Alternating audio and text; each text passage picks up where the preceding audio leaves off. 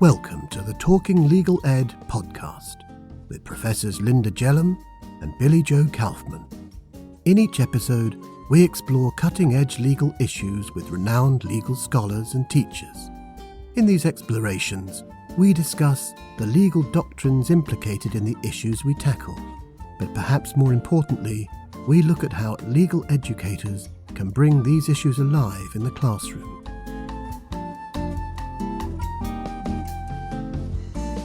Billy Joe, it's so great to see you today. I am super excited. We have Barbara McQuade, as you know, who is a professor of practice at the University of Michigan and also serves as a legal analyst at MSNBC and NBC News. And you can't miss her. She is out there all the time, just speaking on every important topic, it seems, that we are facing as a country. I listen to her mostly morning, noon, and night. And what I really love about it is she can take things that are so very complicated and make them understandable and answer the questions, not as if we're all experts in the law, but I just love her modeling for her presentation. So it's lucky for us to have her, and let's get started. Excellent. And let's ask about her book. I understand it's coming out February 27th, so I'm excited to hear more about that. Yeah, I've got a pre-order today, I think so. Excellent. All right, let's go. Well, Barbara, it's so good to have you on the show today. We thank you for coming on to talk to us here at Talking Legal Ed. We want to talk to you sort of about your many, many experiences and your book and all you're involved in with your MSNBC commentating. So without further ado, let's go ahead and get started. And I think it would be really helpful for our listeners if you could talk a little bit about your background. You know, how did you get to teaching at Michigan? Well, thank you both for having me on. Great to be with you and have a conversation about teaching. It's something I really care about and I always work to get better at, because I can't think of a job where you can have a bigger impact on society than in teaching. So I came to the profession late. You know, some people start early in their career as teachers, but I practiced law for almost 30 years before I went into teaching. After I graduated from law school, I served as a law clerk, served in private practice, and then spent most of my career at the U.S. Attorney's Office in Detroit, first as an assistant U.S. attorney and then as the U.S. attorney during the Obama administration. And then when that administration came to an end, so did my job. It was time to move on. And I was fortunate enough to land at my alma mater, the University of Michigan Law School, where I teach criminal law, criminal procedure, and a course in national security and civil liberties. And I love it. It's, the chance to work with students it keeps you engaged and interested. And, if I can have some small impact on their ability to understand the law and help other people with their skills, I will have accomplished something very important. Oh, wonderful. Well, that's a wonderful background. Perhaps you could tell us a little bit about your time as the U.S. Attorney General for the Eastern District of Michigan. You had some interesting cases while you were serving in that role, as I understand. I did. I'm sure everybody who serves as U.S. Attorney has certain cases that are more memorable than others. All of them are important. Even cases that don't get headlines are important to the people involved, to the victims and the parties. But, certainly a few stand out. One, we prosecuted the former mayor of the city of Detroit, Kwame Kilpatrick, in a case involving embezzlement and extortion and theft and fraud and all kinds of things. It was a fascinating case, went to trial. He was convicted at trial and served 7 years in prison during a time when the city of Detroit was really down on its luck and about to go into bankruptcy. We had a case involving a doctor who was a cancer doctor who lied to his patients, telling them they had cancer when they did not, just so that he could submit large bills and provide chemotherapy treatments that they did not need. And he provided billing worth $34 million. Oh, my goodness. Yeah, just an awful case. He was ultimately convicted and sentenced to a lengthy prison term. But can you imagine anything worse than having a doctor lie to you about something as serious about as to whether you have cancer? And while they were relieved, many of them find out they did not have cancer. Many of them had suffered all kinds of side effects from the chemotherapy, hair loss, loss of teeth, harm to damage to organs and nerves and other kinds of things. And then the third one I'll mention is the one that came in the door on the very first day on the job. I was confirmed as the U.S. Attorney on Christmas Eve of 2009. And the very next day, Christmas Day of 2009, just as we had finished unwrapping gifts under the tree and the ham had gone in the oven, I got a message that an Al Qaeda operative had tried to blow up a plane over Detroit upon its landing. And that, they at the time thought firecrackers had gone off on board. Turns out it was a bomb that failed to detonate as designed, although it did cause a massive fireball on board, and the plane had to do an emergency landing. But he confessed to having been an Al Qaeda operative, trained, tried to take down this plane that had flown from Amsterdam to Detroit on Christmas Day. And we were very fortunate that the bomb misfired and that the only person who was injured was the bomber himself. Wow.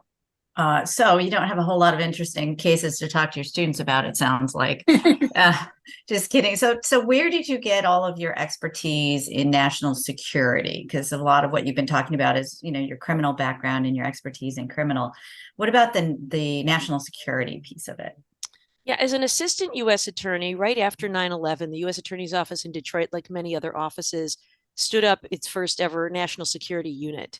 And I, had spent so much time while I was home watching the attacks of 9/11. I was home on maternity leave at the time of the 9/11 attacks. And really, it seared into my mind the images and the victims. And I just wanted to do everything I could to help that cause and to protect our country. And so when that unit was stood up, I volunteered to join it and worked in that space for about 7 years and handled cases involving terrorism financing, threats, export violations, hoaxes, all kinds of things, including planning for special events from a counterterrorism perspective. So worked in that space and got a lot of great experience and training during that 7-year time post 9/11. Barbara, I often listen to you going or coming from Mercer Law School, either on Way Too Early or just this afternoon on Katie Tour. And I think our listeners would be quite interested in knowing how those opportunities become available.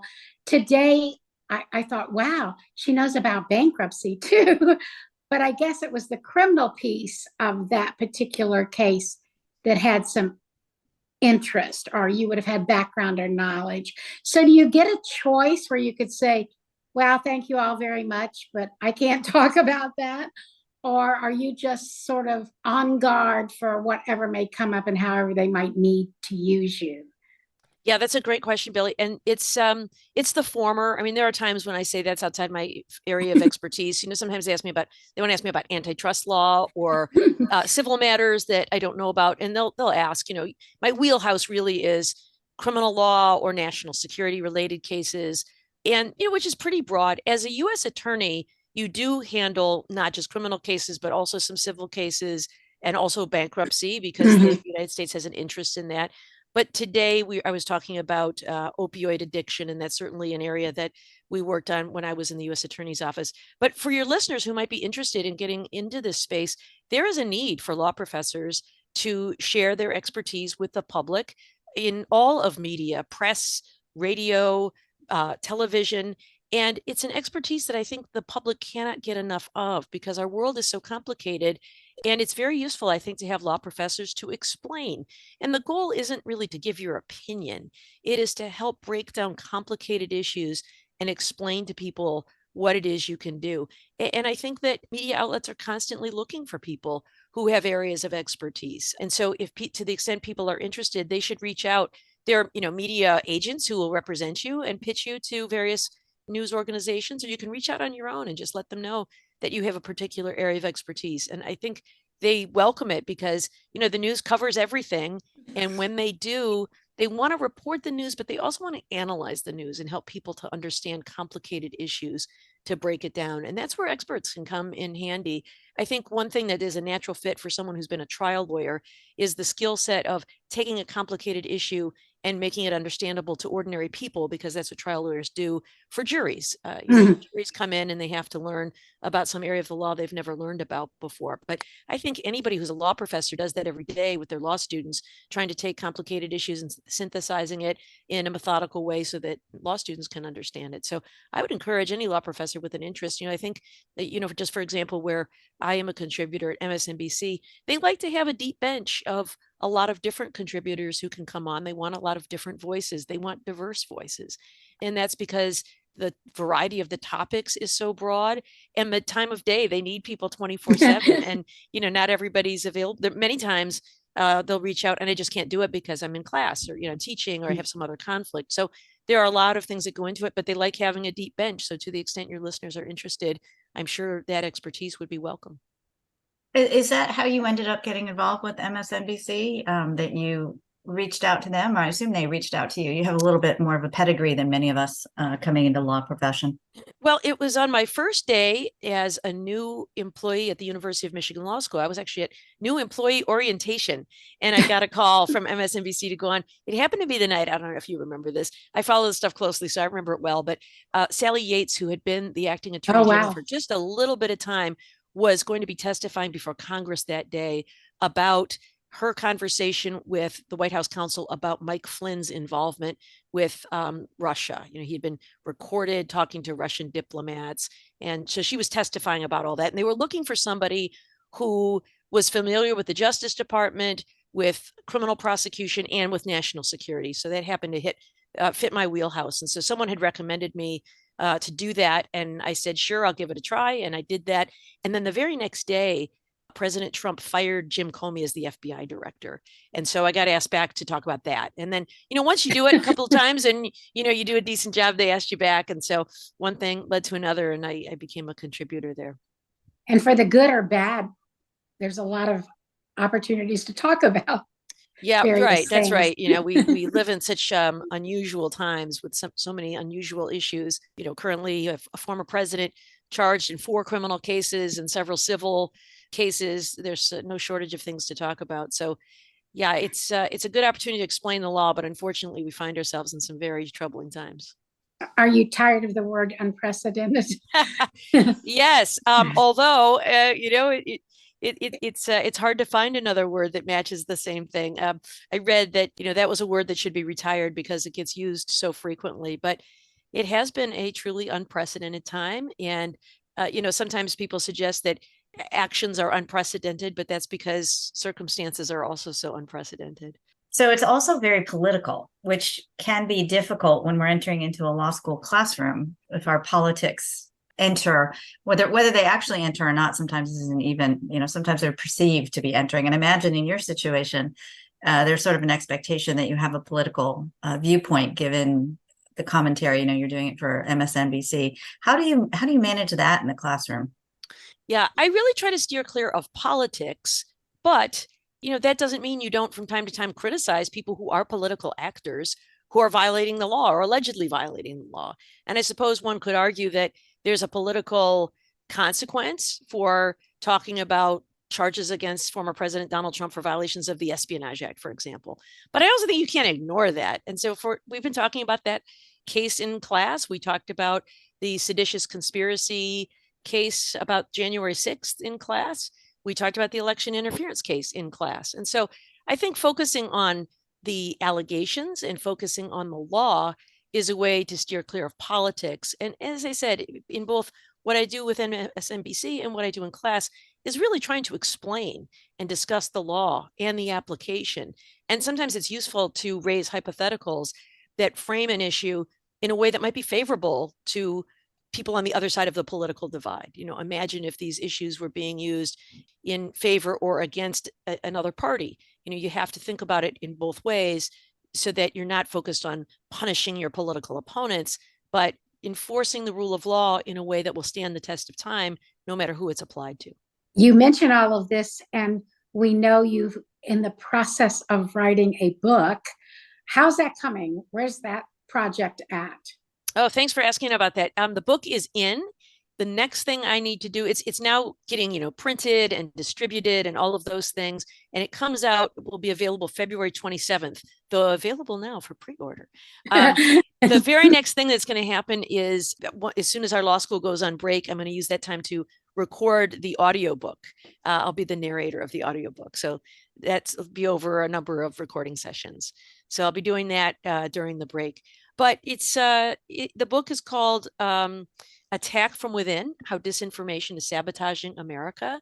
And I look at both the history of disinformation and the tactics that are used, and discuss how it is harming our society today in terms of public safety and national security, in terms of democracy, and in terms of the rule of law. So it's been fascinating to learn more about it. I offer some solutions, but mostly I just want to raise awareness and invite a national conversation about our duty to each other, to truth and facts. If we're going to govern ourselves, we have to have an allegiance to the facts before we can even begin to discuss our opinions. I feel like there are two questions here. One, do you really think all sides are willing to get to the facts, one might say? And I don't know if that question is answerable, but I think that the more sort of baseline question I have is, what led you to this? Why do you think that perhaps you can make a difference to the discourse that's going on today, which isn't very productive? Why a book? Yeah. Hey, congratulations, by the way. I'll have to thank you. mine. Thank you. Well, first, to your question about, is America ready for truth? I don't know, but that is a challenge. And I think I try to appeal to our patriotism, that we need to. And I agree with you that I think there are some people who have been duped. And I think public education is a big part of getting past disinformation. But I also think that there are people out there willing to perpetuate the con because they believe that it's in their political or personal self-interest. Tribal signaling by saying things online just because you want to be in one camp or the other is definitely part of what is going on. People who are election deniers, who absolutely know better, is part of the con. And so I think that we have to call people out, even when, and maybe especially when, it advances our side of a political issue. We need to call out disinformation and falsehoods and lies and focus on facts and truth so that we can govern. And then why a book? Because I think this is such a critically important moment. It's something that I teach in my national security and civil liberties class. I started teaching it in 2016, after the 2016 election.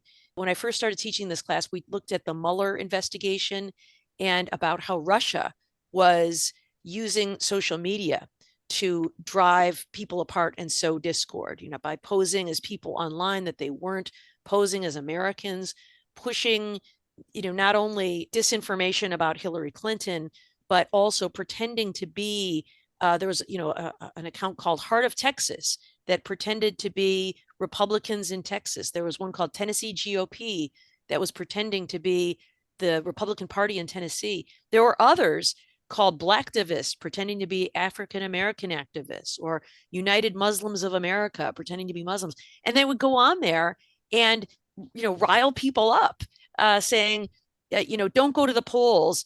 Hillary Clinton has taken you for granted. Don't vote. The way you can speak volumes and represent your interests is by not voting. And so just trying to suppress the vote, all of those things. And then we saw an evolution of Americans getting involved in this, with the Stop the Steal movement that culminated in the January 6th attack. And so as a national security practitioner and scholar, I'm very interested in this weapon and how it exploits our freedoms, especially, free speech in America, one of our most cherished freedoms. And now this freedom is being used against us as a weapon. So I find it fascinating, but I also think that I'm hoping that by raising awareness of it, we can blunt the harm of this weapon that is currently being used against us. So if you had, you said you have some solutions in the book. If there's one thing you want our listeners, who are mostly, besides my parents, law faculty, what would you say to them? What is the one thing that they should be doing, either in the classroom or in their scholarship or in their service, whatever the leg of the stool would be? What is the one thing that we all can do to improve our discourse that we have right now going on? I think the most important thing we can do is to engage in civic engagement. one of the great hazards of the past few decades has been our seclusion. And our seclusion got even worse during COVID-19, which is why I think we have reached such epidemic proportions of where we are in terms of polarization in society. But there's a great book, I cite this in my book, you may have read, maybe you both are familiar with, called Bowling Alone.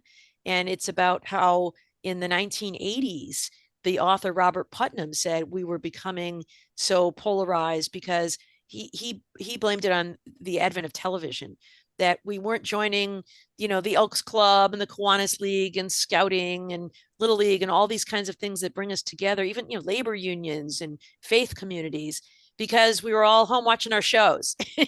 And with the internet, it's become worse. We have relationships with people we know only online. And during the pandemic, of course, we were all shut in. And so it allows you to live in a very small world, and it allows you to believe these stereotypes about other people. But when we're out there and we're engaged, whether it's in universities or faith communities or labor unions or bowling leagues or whatever it is, you meet people across all strata of society. You meet people who are wealthy and less wealthy, who are of every race, who are of every age, who are of every religion. And you realize the fundamental truth that we all have more common than we have differences, that we all want the same things. We want, health and prosperity and security and a better life for our children.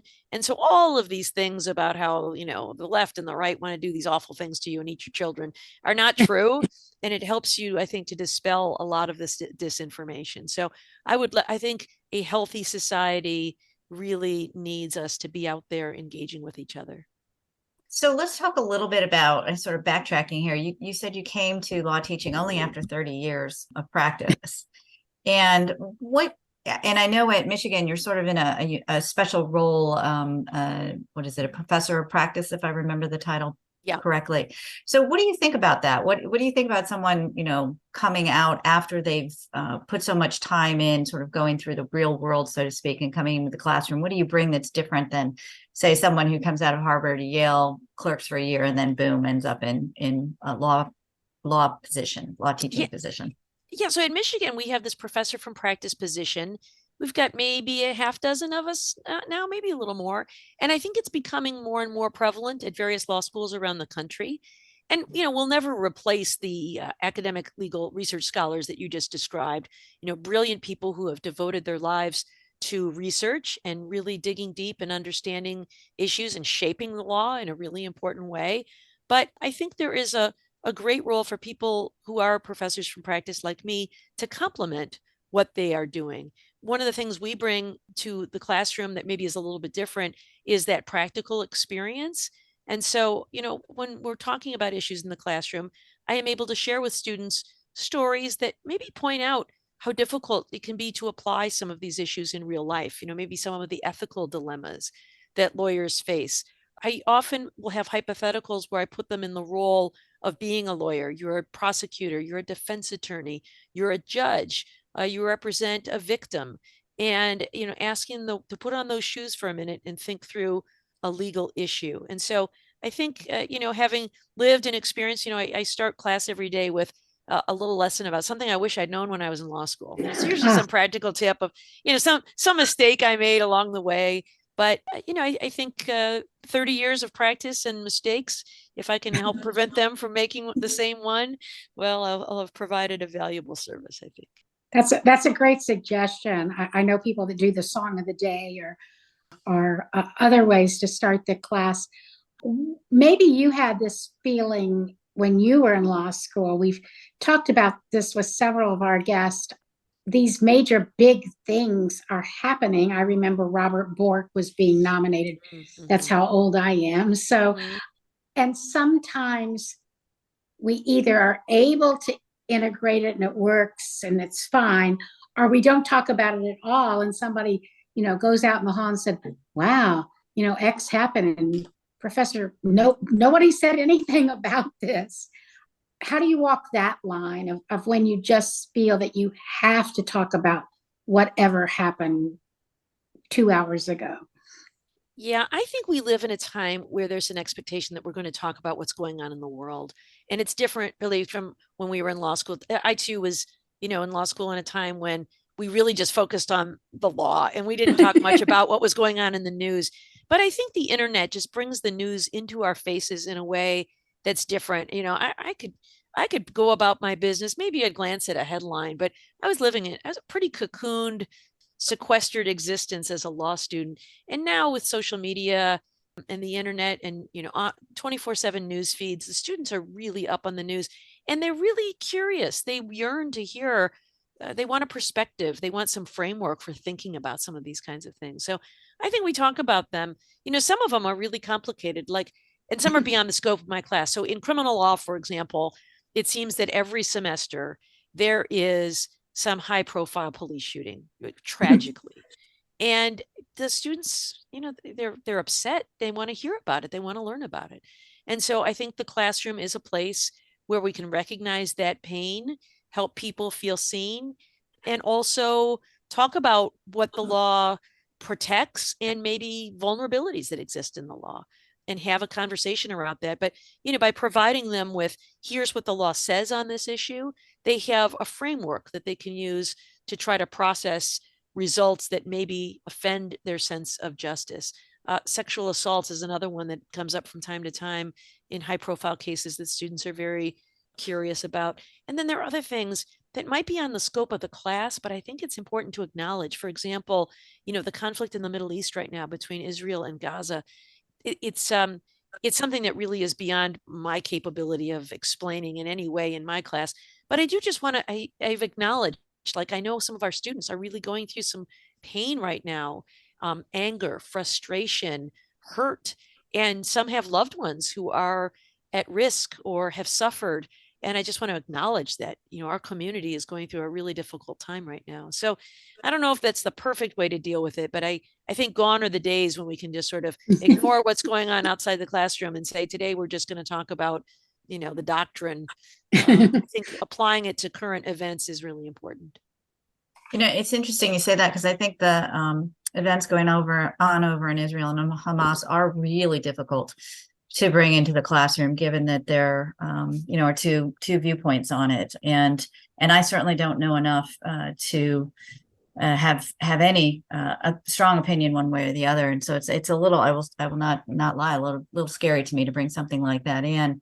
But on the other hand, as you say, it's definitely likely affecting some of these students in ways that we don't even know about. And so by not bringing it in, you're sort of ignoring that background. I know that I have heard you say in another situation about how important you think it is for the U.S. to be the democratic leader of the, or a democratic leader, I should say, of the world, and that we lost a lot of that during the after 2016, I guess I would say, during the Trump presidency. I don't know if we've gotten it back or not under Biden, but what are your thoughts about that? Yeah, and I discuss this in my book, some of the harms to democracy. There is, evidence that I have cited that following 2016, when there was election interference in the election of Donald Trump, those who were sowing discord online celebrated with a champagne toast. Now, I don't know whether they did or didn't change the outcome of the election, but they sure tried.